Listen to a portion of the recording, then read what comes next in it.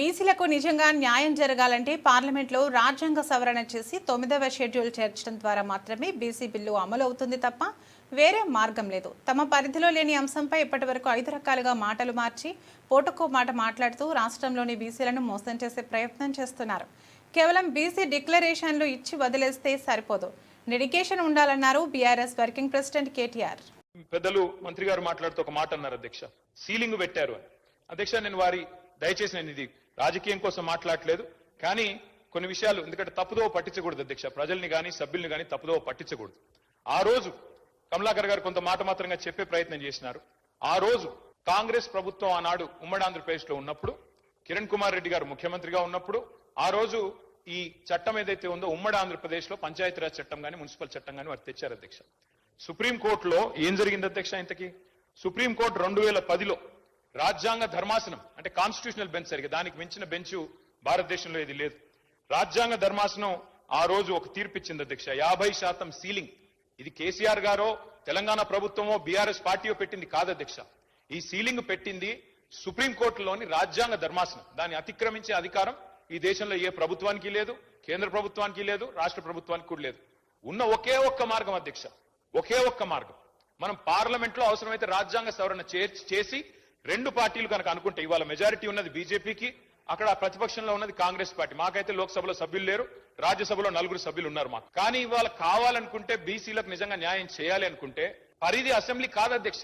ఇక్కడ మనం ఎంతసేపు ఇక్కడ మాట్లాడినా, ఎంత గట్టిగా మాట్లాడినా, ఒకరి మీద ఒకరు ఎన్ని పంచులేసుకున్నా, పొలిటికల్ డైలాగులు కొట్టినా, నిజంగా న్యాయం జరగాలంటే మాత్రం పార్లమెంటులో రాజ్యాంగ సవరణ ద్వారా మాత్రమే, 9th షెడ్యూల్లో చేర్చడం ద్వారా మాత్రమే ఇది పరిష్కారం అయితే తప్ప వేరే మార్గం లేదు అధ్యక్ష. ఇది వాస్తవం.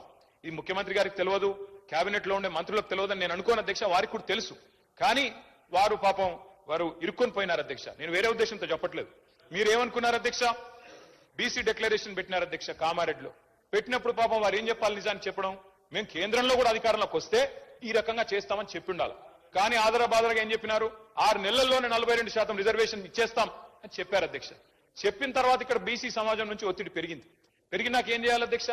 మరి ఏదో చేసినట్టు ఉండాలని చెప్పి ఇది 4వ ప్రయత్నం. మాకు ఆశ్చర్యంగా ఉంది అధ్యక్ష, ఎందుకంటే చాలా ఆశ్చర్యంగా అనిపిస్తా ఉంది. ఇదే ప్రభుత్వం చెప్పింది అధ్యక్ష.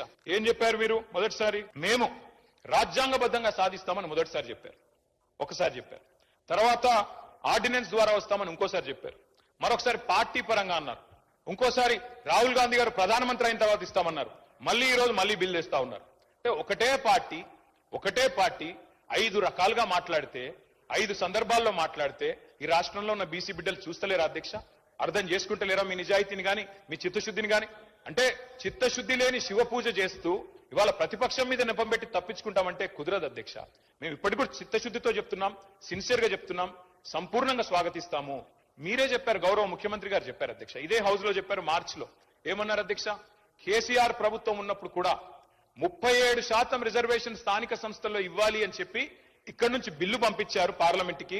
పార్లమెంట్ నుంచి ప్రెసిడెంట్ ఆఫ్ ఇండియాకి పోయింది, ఇంకా ప్రెసిడెంట్ ఆఫ్ ఇండియా దగ్గర పెండింగ్ ఉంది. ఇప్పుడు మనం 42% సాధించాలి అంటే ఆ 37% అని పంపిన ఫైల్ మేము వెనకకు తెప్పించి ఈ 42% పంపిస్తాం ప్రెసిడెన్షియల్ అసెంట్ కోసం అని చెప్పినారు. మరి నేను అడుగుతా ఉన్నా అధ్యక్ష, ఆ రోజు మేము చిత్తశుద్ధితో ప్రయత్నం చేయలేదా? మేము 37% బిల్లు పంపలేదా? ఆ రోజు మరి అంత ప్రయత్నం చేసిన మమ్మల్ని పట్టుకొని ఇవాళ నోటికొచ్చినట్టు మాట్లాడితే ఇది మంచిదా? దయచేసి ఆలోచించండి.